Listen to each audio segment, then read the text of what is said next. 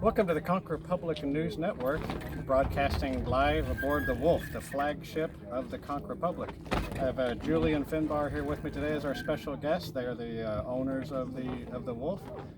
Julie, tell us a little bit about how you guys ended up on the Wolf and with the Wolf and ended up in Key West, and quite a story from what I understand. Well, Finbar sailed into Key West in 1973, and there weren't any sailing charter businesses at the time, and he built a little sloop called the High Tide specifically for chartering, and soon found that there was more need, so he built the Wolf specifically to do day sails in Key West, and built her as a day sailor, but down below we're built as a cargo ship, so we're able to do a lot of relief missions and take cargo to some areas that aren't accessible by other means. So Finbar built the ship? He did. Yeah, I was one of the guys that built her. Yeah. Wow, that's amazing. And you guys just recently took relief over to Green Turtle Cay, right? We did with Key West Cares. We took 14 tons of relief supplies, everything from bags of rice to children's, everything from the School supplies, school equipment. They were rebuilding schools. It was a community effort. The community in Key West is a very giving community, and Green Turtle is our sister city, so it was just a natural match. And after we took that cargo over, more cargo continued to go on. I believe they just took the fire truck over. How interesting. Oh yeah, I guess they pretty much lost everything, right? So they needed every single thing you could possibly imagine, from building materials to fire trucks to school supplies, and was it Christmas presents or something went over, right? Yes, For the Christmas toys came over and Christmas trees. And I think it's because we're an island people that we really are aware of, when something happens, and you're not, like, we're only 4 hours from the mainland, but if a hurricane hits Key West and our bridges are gone, then we're stuck. Right, so we can really appreciate. The 7 mile bridge gets taken out, then we are severed from the mainland, right, for everything that's involved. Well, so you are the Secretary of the Navy of the Conch Republic. Finbar is the Admiral. He is, and he's also Supreme Commander of Conch Republic Military Forces. Supreme Commander of the Conch Republic Military Forces. And First Sea Lord. And we are a farce to be reckoned with. A farce to be reckoned with. That we are. So tell us how you guys got involved initially in the Conch Republic to get those titles, and like how far back does that go? All the way to the beginning? That goes back to 1982 when the U.S. Border Patrol put up a roadblock at Florida City, and they said they were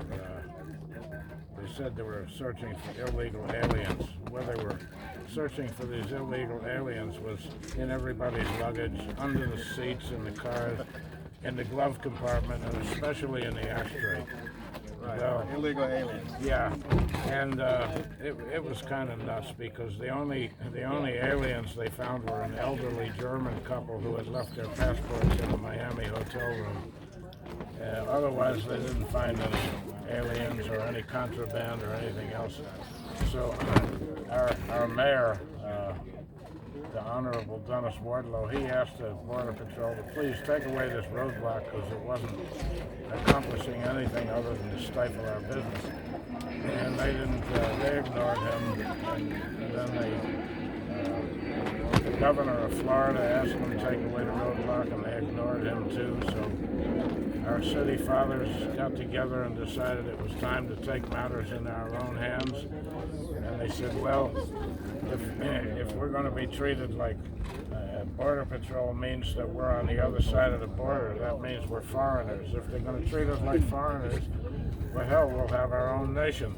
So the Conch Republic was formed and it declared independence. And on the day of the secession, the schooner Western Union went forth into the harbor looking for trouble. I was aboard.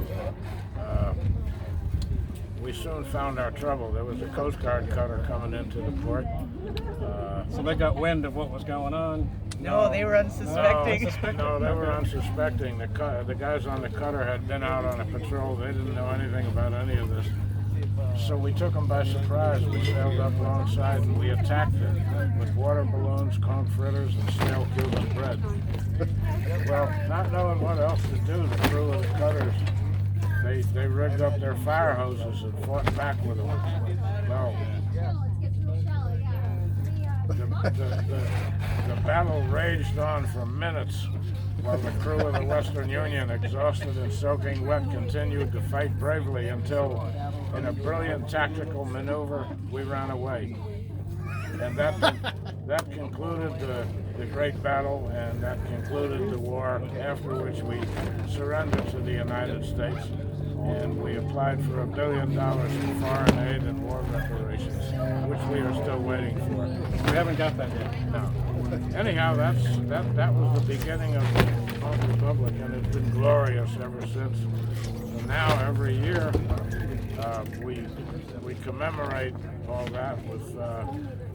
We have a ceremonial war with the Coast Guard. They come out and fight for it's a water fight and a food fight. When we have airplanes, we have probably 20 planes flying. We have an Air Force now. The biplanes that you see flying around, that's our Air Force. And their weapon of choice is rolls of toilet paper. So, biodegradable.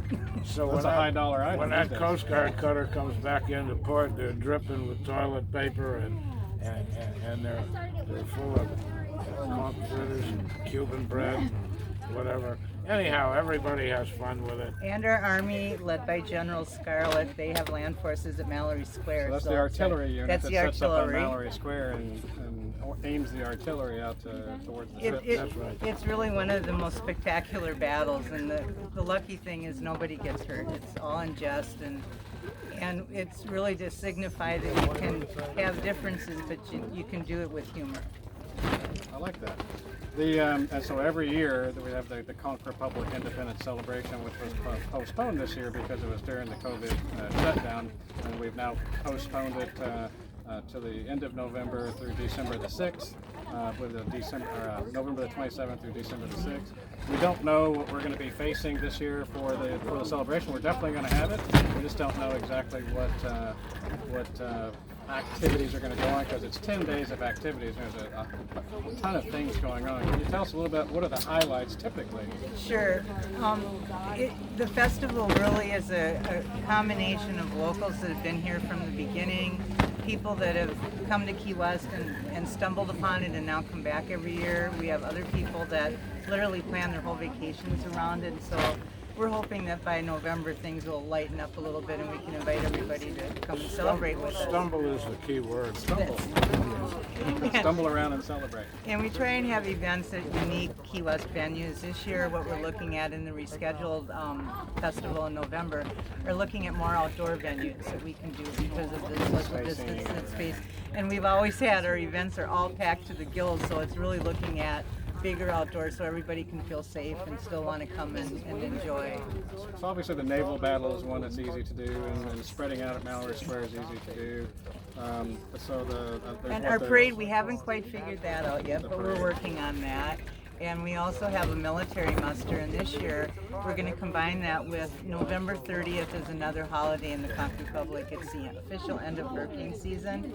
And burning of the flag. The burning of the flag. The hurricane flag. The hurricane flag. We started it in 2005 after the 8th hurricane in 2 years, and it just was a great letting go and celebrating that we've gotten through, and it was either we finished cleaning our mess up or we were lucky and we didn't get any, but that this year we aren't able to celebrate April 23rd in November, but we have a great event that's very community organized, and that's going to be at the Ingham on the dock, and then we've got all of the space at Truman Waterfront. So You might call it a Conch Thanksgiving. Conch Thanksgiving. I love the ring.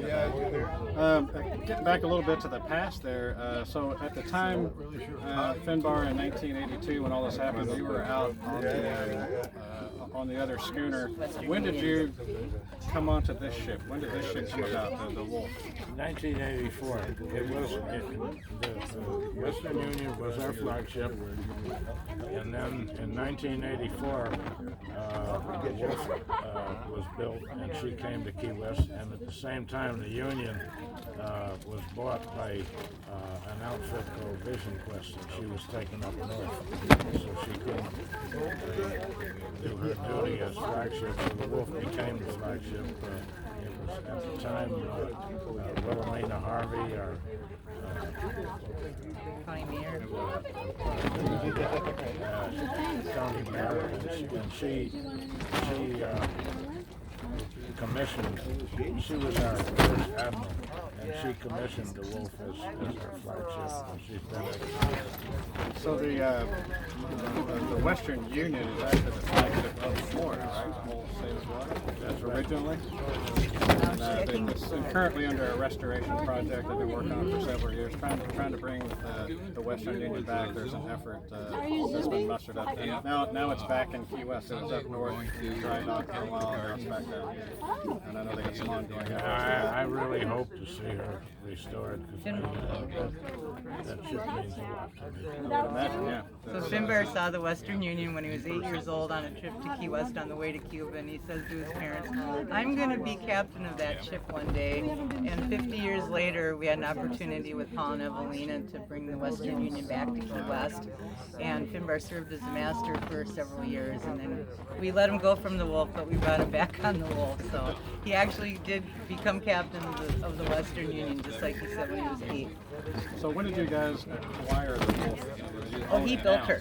Oh, you built it? I Okay. was one of the guys that built it, and I've been driving her ever since. Well, it's a beautiful ship, and we really love it. And you know, we're in difficult times right now, and part of the series of videos that we're doing right now is everything on social media and on the news is all negative. You know, it's everybody's dealing with being out of work and having to wear masks and all of these things that just put everybody on edge. So we want to demonstrate for people just how how good things can be. And so that's why I wanted you guys to talk about. I'm going to send Finn back to the helm for a moment. Finn's going to take off and take back control. And I can tell you more. Yes, we're going to talk a little bit more about the upcoming Conch Republic Independence Celebration. Oh, Thank you, sir. Appreciate Carry you. on smartly, just don't do it in public. Highlight a little bit about, if this was a normal year and we were having the Conch Republic Independence Celebration. I know there's a lot of big events. There's like 40 events over the 10 days. Like the bed races. The bed races are phenomenal. This year, Sister Season Fund took over, and it's going to be held again. And at this point, we're not sure exactly how, but that's normally held on Duval Street. The great drag So what all is races. involved in the bed race? Oh, in the bed Literally races, push beds? teams get together, they decorate their beds, and you push it through on Duval So Street. you put and wheels on a bed. You put wheels on a bed, decorate, so you get points for decorating, points for team spirit, points for winning, for actually crossing the finish line first. But it's a real community event, and lots of different businesses will sponsor an individual bed. And a lot of these the events that go on are for a charity, right? Definitely partying for a purpose is a big piece of it. We have military muster, which is normally at the Gardens Hotel, and this year we may be holding it with the end of hurricane season down at the Truman Waterfront. And these are the details that'll be on the website, and we'll keep it updated on that. So for everybody to know, it's conchrepublic.com. We keep that site completely updated of what the current events are going to be and what dates are going to be, and as things change and evolve, the website will be the place to go and check on those events. We'll keep that completely updated. And one of the nonprofits that we support a lot is the Wesley House, and they have a foster program for the Conch Republic, and funds that are raised for that will help families and children in that program. So the military muster serves as a fundraiser for it. And Wesley House, they're the ones that help industry workers, right? That's a Sister Season Sister Fund. Season Fund, Yep. okay. So what's Wesley House's Wesley House handles works with families, and the foster program that they have is what the festival will help sponsor, is the children's foster program. And in addition to the military muster, there's a Royal Elections and Family Investiture, which is always the first Saturday, and that's a fundraiser for them also, and that's where they crown the king and queen. And this year you have a longer time to vote for your candidate, and there's still opportunities if you want to run for it. How do you vote? All you need to do is to go to wesleyhouse.org, and you'll be able to go to their site about the royal investiture and the royal family. And if you have a candidate that you want to support, the votes are $1, and we encourage multiple voting. Nobody gets hurt if you vote a lot. As many dollars as you as want many to vote. dollars as you want to vote, you can. So this is an election you can actually buy your way You can in. buy your way in, absolutely. So that's one of our fundraisers that we do, and then we also have one of our the CO of the CIA, which is Cuties in Action, who hosts a military muster. They work a lot with the tree. It's called the Tree Institute organization, and they do replanting all over the world. They do a strong Cuba program. So this year, what we're doing is partnering with them. We have with the Wolf a film that's coming out called Cuba Reframed, and we were going to premiere it in April, but we decided to wait until November, and that again will be an outdoor event, hopefully at the Truman Waterfront at the amphitheater. But we want to make that into a big Cuban salsa party afterwards, and that'll be a fundraiser for the Tree Institute and the flagship Wolf, because not only does the Western Union need money, these historic ships are always looking for repairs and things like that. So we've got different activities that support it as well. So if someone wants to help with the Wolf, and obviously you guys have been affected with the COVID shutdown and the lack of tourists and all that, just like everyone else has. If someone wanted to help out with the Schooner Wolf, where would they go? How would they find that?